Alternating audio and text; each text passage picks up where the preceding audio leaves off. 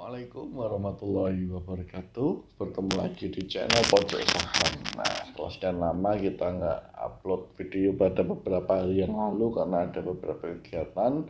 Nah, kali ini kita akan mencoba membahas salah satu saham di bidang industri cat, ya, dimana saham ini dimiliki oleh konglomerat asal Surabaya, ya. Nah, saham ini barusan juga mungkin pada beberapa hari yang lalu mengeluarkan atau merilis laporan keuangan tahun 2022 audited. Nah, bagaimana hasil laporan keuangannya tentu kita pengen juga tahu, kita pengen lihat. Nah, bagi Anda yang merasa channel ini bermanfaat dan sebagainya, Anda bisa share ke rekan Anda dan juga bisa subscribe channel ini. Nah, oke, kita masuk ke bagian isi dari konten atau video ini. Nah, saham atau emiten yang kami bahas adalah saham Avia, yaitu cat Avia, ya, Anda semua tahu ya, dimiliki oleh konglomerat asal Surabaya, ya, yang juga sudah sangat terkenal, yaitu Wiono Tanoko. Nah, Anda juga bisa cek di websitenya dengan brandnya Avian, ya. Semua sudah tahu lah kalau ngomongin cat, salah satu yang terkenal adalah brand tentang Avian, seperti itu. Nah, laporan keuangannya atau sahamnya Avian kalau saya tidak salah saat ini, ya, atau mungkin terakhir itu diperdagangkan di level mungkin 600 sampai 700. Saya coba cek dulu ya di Google sebentar. Saham Avian terakhir hari Jumat kemarin ditutup di angka 605, ya. Jadi ditutup di 605, dan dalam 1 tahun terakhir saham ini sebentar, ya, apakah naik atau turun, kita akan coba cek, ya, Avian.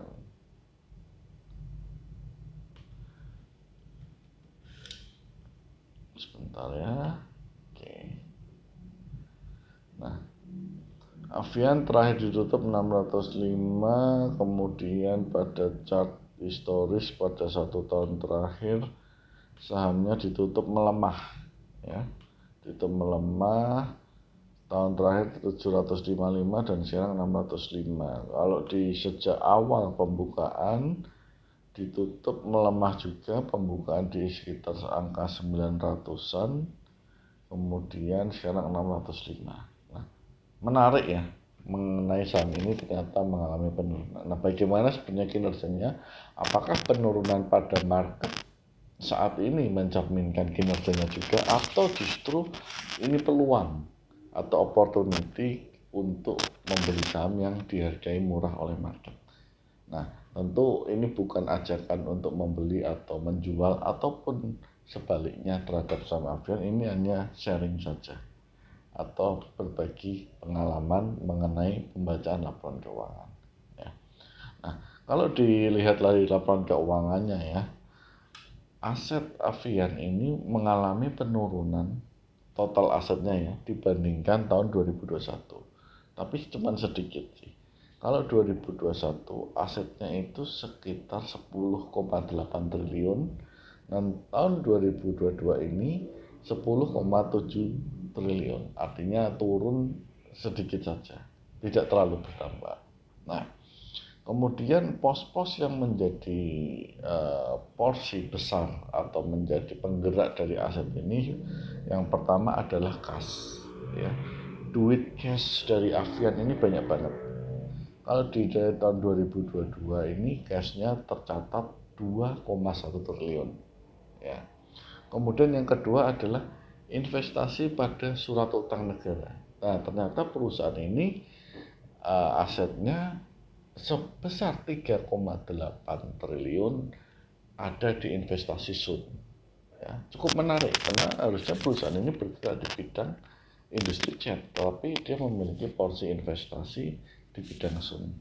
Nah, porsi yang selanjutnya yang besar lagi yang mempengaruhi aset adalah piutang pihak ketiga sebesar 1 triliun.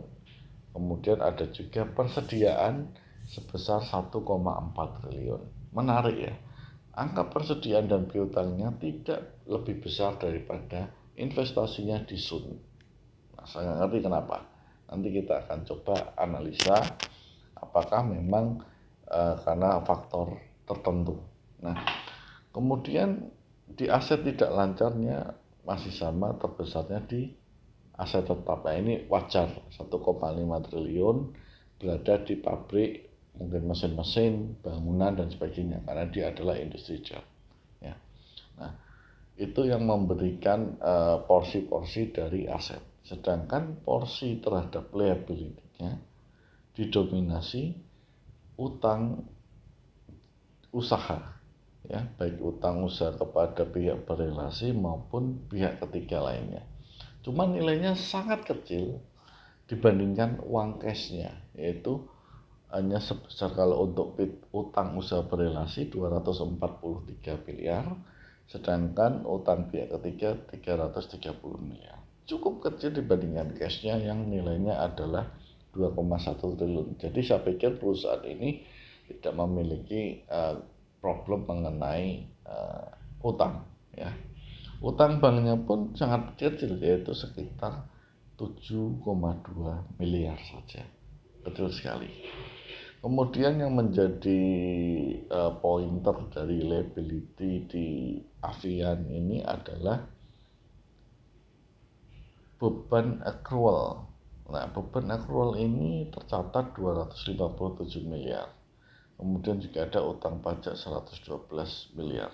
Nah, menarik ya, menarik. Dari sisi liability, Avian ini tidak memiliki permasalahan keuangan.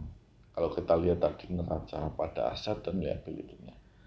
Karena utangnya kecil, kasnya gede, persediaannya gede. Seperti itu. Nah, kemudian kita akan coba lihat bagian equity. Menurut saya equity tidak banyak berubah, ya, masih sekitar 9,5 triliun. Saya lihat juga tidak ada penambahan saham atau penyetoran saham, tidak ada, ya. Oke. Secara ekuitas tidak ada masalah. Nah, secara pendapatan atau laporan laba rugi, kita akan melihat ya, penjualan Avian di tahun 2022 menurun sedikit dibandingkan 2021, yang semula di 2021 6,7 triliun dan sekarang adalah 6,6 triliun. HPP atau beban pokok penjualan juga masih relatif sama. Kemudian laba bruto 2,7 triliun, sedangkan 2021 2,8. Tidak jauh berbeda. Nah, cuman di sini beban penjualan di Avian di tahun 2022 mengalami peningkatan lebih tinggi dibanding 2021 beban penjualannya. Padahal pendapatannya tidak terlalu tinggi, bahkan cenderung menurun, ya. Nah, ini menurut saya akan menjadi concern dari manajemen, di mana harusnya beban penjualan dia bisa dia lebih tekan.